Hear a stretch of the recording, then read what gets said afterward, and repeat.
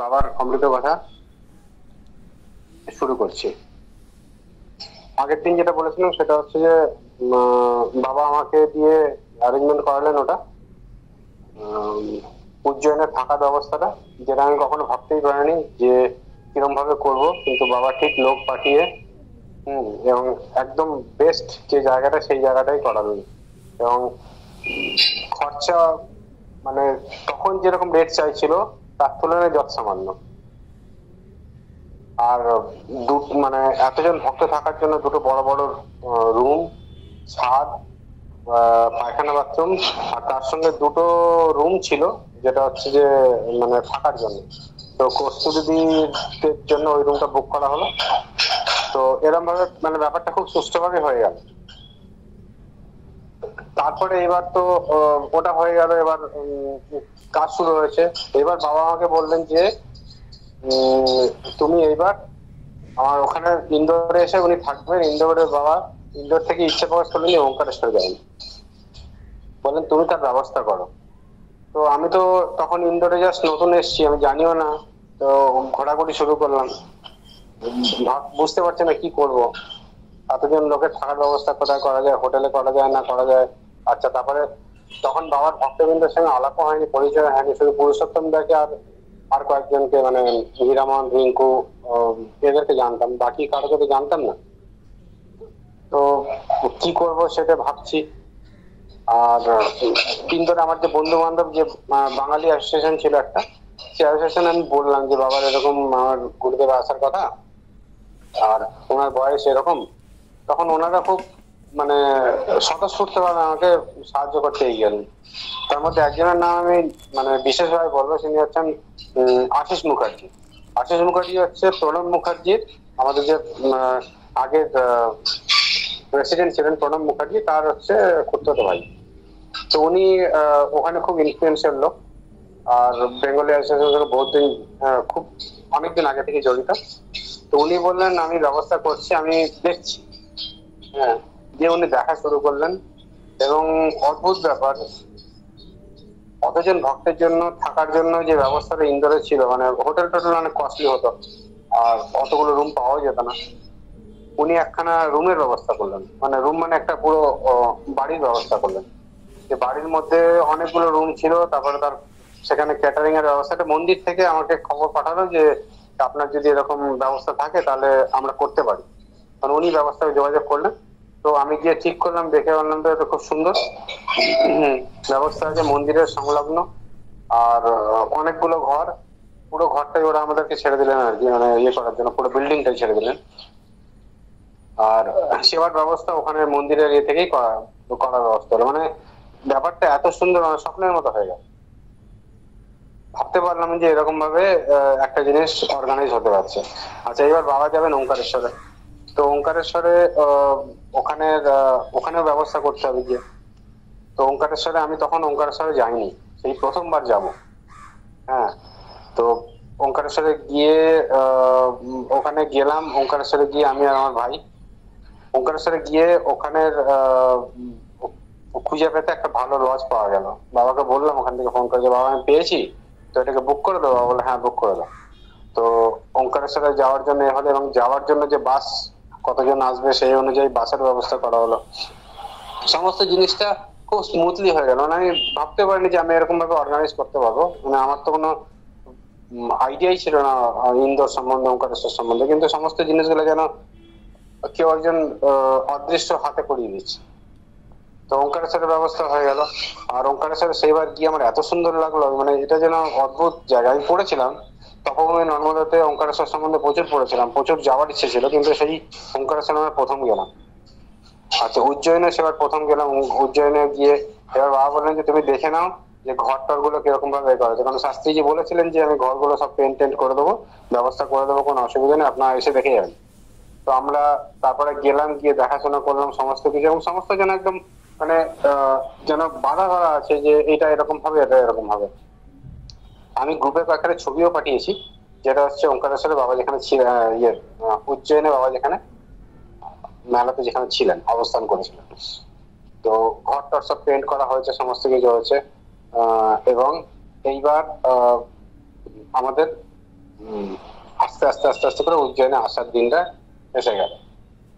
আর উজ্জয়নে আসার আহ, দিন 10 আগে আমার মায়ের খুব শরীর খারাপ হলো। মা ওখানেই ছিলেন। মায়ের শরীর খারাপ হলো, মাকে হসপিটালাইজ করতে হলো। তো হসপিটালাইজ করছি, এখন বুঝতে পারছি না কি করে করব, কি ব্যাপার। মানে একে আহ, দূর জায়গা, প্রথম এসছি, মায়ের এরকম শরীর খারাপ। আমার ছোট ভাই ছিল সঙ্গে। তো আমি বাবাকে ফোন করলাম যে বাবা এরকম হয়েছে।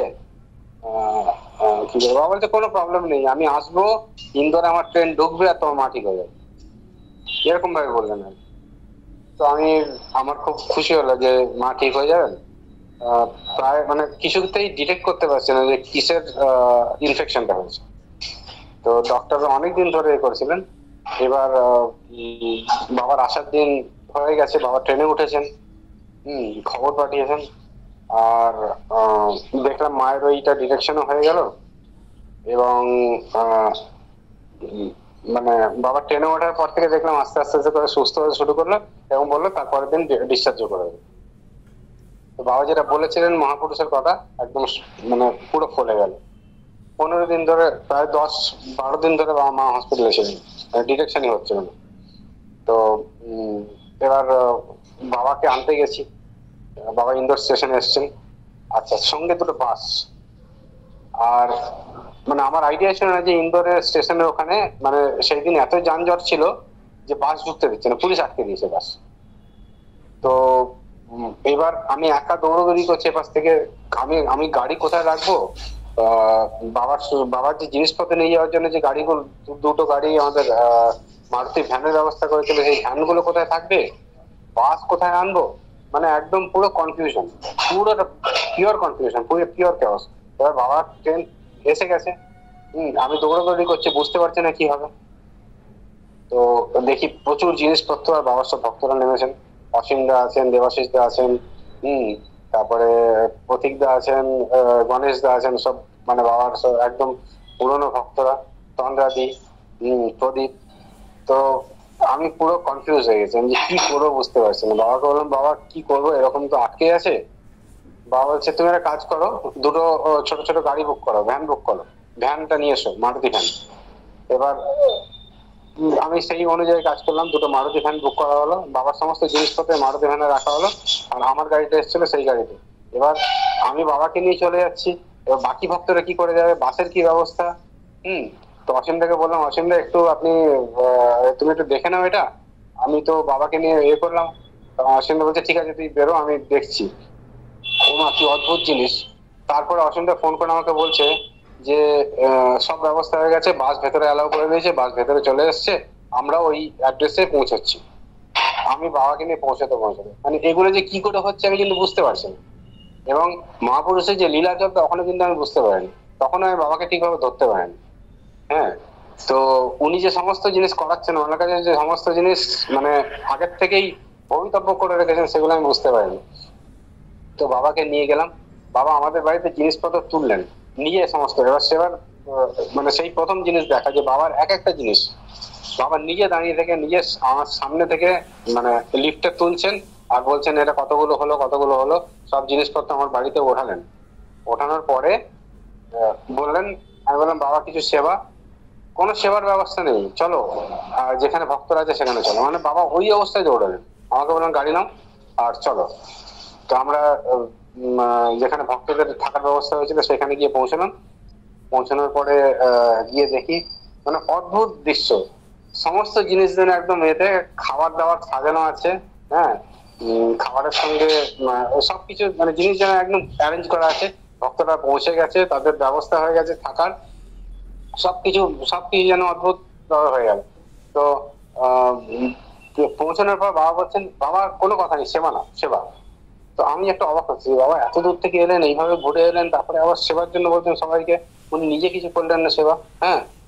তো বাবার যে এটাই নিয়ম সেটা তো আমি জানতাম না। প্রথমবার প্রথমবার বাবার সামনে এরকম ভাবে এ করছি আর কি।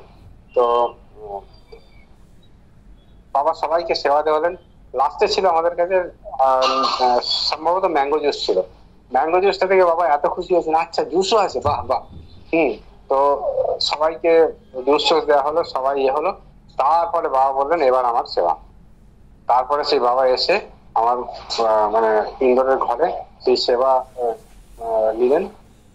আর মানে আমার এটা মানে ভাবনার বাইরে ছিল যে আমি কিভাবে এই জিনিসগুলো, এতগুলো জিনিস অ্যারেঞ্জ করবো, এতজন লোক বাইরে থেকে আসছে, তাদের থাকার ব্যবস্থা, তারা অন্য জায়গায় থাকছে, বাবা অন্য জায়গায় থাকছেন, তাদের সেবার ব্যবস্থা, সবকিছু কিন্তু মানে কি স্মুথলি হয়ে গেল। তো এখন যখন আমি ভাবি এখানে 2025-এ বসে, তখন মনে হয় যেন এগুলো সব বাবা আমাকে দিয়ে মানে দেখছিলেন যে তুমি ইচ্ছে করছো কিনা, তুমি একটা স্টেপ বাড়াচ্ছ কিনা। আমি যদি একটা স্টেপ বাড়াই, বাবা বাবা তাহলে আমার হাত ধরে নেবেন, ঠিক কাজটা করিয়ে দেবেন, এবং সেটাই করলেন বাবা। আর কালকে আমি আমাদের ওঙ্কারেশ্বর ট্রিপের কথাটা বলবো, ইন্দোরের বাবা কিছু জায়গায় ঘুরেছেন সেখানের কথা বলবো, এবং উজ্জয়িনে বাবার কুম্ভের ঘটনাগুলো বলবো। প্রণাম, জয় গুরু।